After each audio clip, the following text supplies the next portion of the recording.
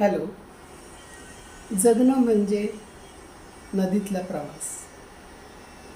काही माणसं नदीतल्या बोटीत नुसते बसून राहतात. ते नदीलाच आपलं भविष्य समजतात आणि मग नदीतली लाट त्यांना इकडून तिकडे तिकडून इकडे फेकत असते. मग ते नदीला दोष देतात, लाटांना दोष देतात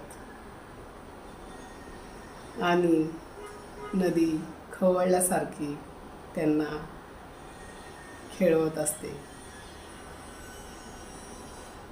पण ज्यावेळेस माणसाला जाणीव होते आणि त्याला कळतं की हे तर एक छोटंसं वादळ होतं,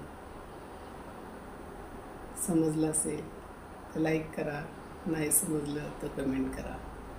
आणि तुम्ही माझा हा व्हिडिओ कुठल्या शहरातून बघतात त्या शहराचं नाव प्लीज मला कमेंटमध्ये कळवा, म्हणजे मला समजेल की माझा व्हिडिओ कुठेपर्यंत पोचला आहे. Thanks for watching. God bless you.